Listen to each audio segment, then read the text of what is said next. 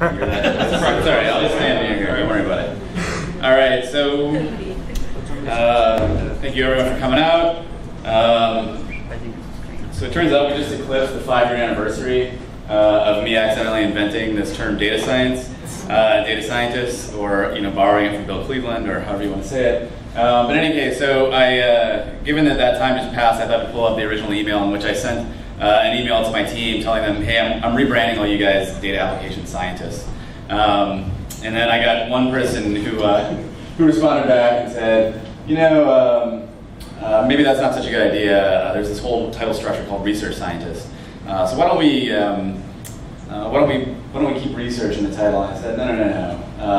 We're gonna drop research. No one really wants to talk about research at Facebook. We're moving very quickly. And so the primary focus of rebranding everyone with a single title was just reconstituting the workload that everyone had. So I thought there was this premature specialization which had happened, where you had this person over here was really good at generating reports, and this person over here was really good at pulling data out of databases and putting it in the data warehouse, and this person over here was really good at fitting statistical models. But I kind of felt like everyone should be able to do all those things. So I wanted just one term, and in fact, the primary focus was on getting those annoying research scientists to do real work, and not on getting the business analysts to become somehow like magically more sophisticated.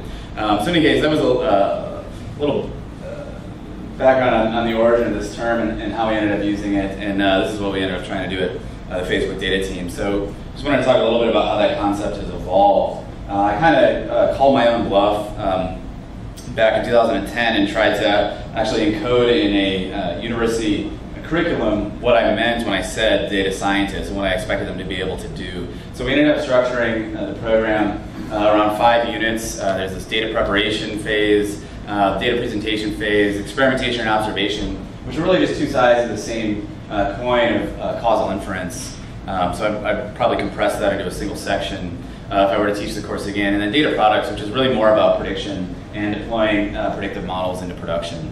So these I think are some of the core skills, and you can look at various people's different models, process models of what it means to do data science. But I think they all end up looking something like that. And so at Cloudera, we've been trying to build software to facilitate the jobs that these data scientists are attempting to do.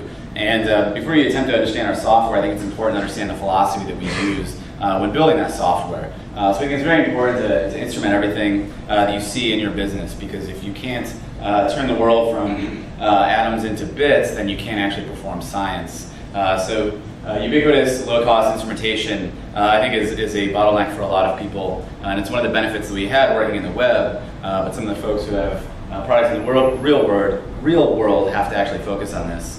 We think it's very important to put all your data in one place. I've built data stores which span multiple data centers which are located all around the world, and the amount of complexity that adds to your software system is enormous. So trying to pursue some sort of grid or federated query strategy, I found just adds far too much complexity and vastly increases the chances that the project will fail.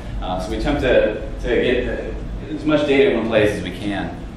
We also attempt to change people's philosophy around instead of upfront trying to determine what the questions are you'd like to ask your data and what the schema is you should use to store your data, we say no, collect some data, put it into a persistent data repository, and then discover the structure, discover the questions you'd like to ask of that data. It's a much more iterative process. We also have to spend a lot of time educating people on keeping raw data around forever. People have gotten very accustomed to retiring data out of useful data repositories into cold tape storage and never really looking at it again. So encouraging them to keep it around in a system which will allow them to perform analytics over the data, but it also is able to store the data at low cost. Requires some education. We think that building interfaces for everyone in your organization, not just the data scientist, but also the product manager, the CEO, et cetera, to be able to ask questions of the data is important, not just for data insights, but also for data quality. Additionally, producing tools to support the entire research cycle is important. So I saw a lot, when I looked at infrastructures for doing data analysis inside of enterprises 5 years ago when we were starting Cloudera, I saw a tremendous concentration of capital in the container into which you put your data, and then the windows that you built onto that container. But there was very little capital put into the tools that were used to extract data from your source systems and to populate that container full of data, and very little money that was put into distributing the insights that you created within by stirring that container storing the contents of that container, and connecting it back into your business process. So at Cloudera, we really attempt to think through the entire research cycle, from instrumentation all the way through to delivery of research results. And we think it's very important to have a modular and composable infrastructure. This is one of the things that I feel like the databases, there are many things that went right in the databases literature. One of the things that went wrong in the delivery of that literature as enterprise software is that databases became a very opaque abstraction. You could essentially do everything. I mean, most databases today have a JVM embedded in them. They have a message queue embedded in them. They have some higher level procedural language custom to that database embedded in them. So there's an incredible amount of stuff that has just been placed into this increasingly opaque abstraction. And so we really felt like building each one of those parts separately and figuring out how they could be composed together was going to make for a better overall infrastructure for doing analysis. So how has that philosophy manifested itself in a software artifact? Well, I tend to think of the capabilities that our products provide as being divided into two classes. The first class is storage. So today we deliver to our customers a layered storage solution, at the base of which is an append-only unstructured data store. This is called HDFS. And this is a place where you can, I call it my gaping maw of bits at Facebook, and it's essentially a place where you can just dump data as it comes in your organization. For data which has tabular structure, there's some file formats which live on top of HDFS and can provide a more efficient encoding of the data for which you'd like to perform analytics over. So these are things like the Parquet format that was recently announced as a collaboration between Cloudera and Twitter. And then there's mutable tabular data. So you have data which is tabular in form, and you don't want to just be able to write into it and do analysis of it. You want to actually be able to go back and update and delete entries in the table. And that's what HBase is currently best practice for doing in our storage infrastructure. So once you have that storage infrastructure in place, you want to be able to perform computation over the data where it lives. And so this is kind of how the infrastructure that we build is different from the infrastructure that a general purpose cloud computing solution is going to do. Our compute infrastructure is running on the same physical servers as our storage infrastructure. So at the base is a resource management strategy. And this is an area that's received a lot of attention in our product over the past couple years, and will continue to receive a lot of attention. So we've moved from a world in which the parallel execution framework of MapReduce was coupled to the resource manager into a world where the resource manager has been decoupled from that parallel execution framework, and there are now multiple parallel execution frameworks running on top of that resource manager. But that's not the only story. That's one layer of resource management. We've also moved into a world in which you might want to take your ETL solution and deploy it onto the same servers as you've deployed your Hadoop cluster. And so the software that we've built with Cloudera Manager actually has a layer of resource management beneath that provided by systems like Mesos and Yarn to enable the deployment of third-party software tools alongside of the Hadoop ecosystem of components.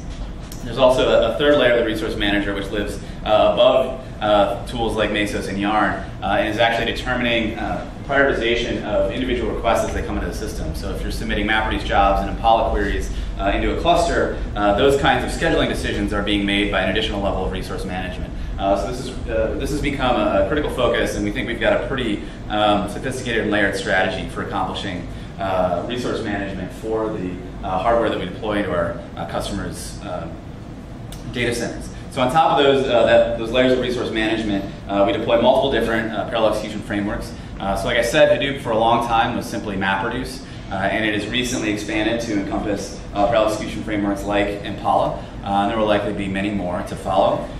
And that has induced a lot of challenges at the layers below as well as the layers above. So we've also deployed higher-level interfaces to those parallel execution frameworks.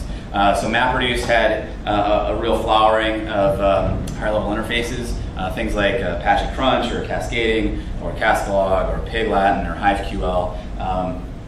And execution infrastructure like Impala, again, will likely have multiple different high-level frameworks to target that execution infrastructure. Currently today it supports just a SQL dialect, but you can imagine, in fact, at a recent hackathon, one of our engineers built a Pig interface to the Impala query execution engine. So these higher-level interfaces are usually in a many-to-many relationship with the parallel frameworks. And then on top of those higher-level interfaces, there's a set of libraries that get built. So if you've used things like DataFoo, which is a library of Pig UDFs, or something like Mahout, which is a library of machine learning functions, there are these collections of useful patterns which make use of these higher level interfaces to parallel execution frameworks that we try and bless and then hand to our customers. So those are the two key components of the software that we provide at Cloudera. And again, this is all open source, all Apache 2.0 licensed. Then we have to think about how we integrate that software with the rest of your infrastructure.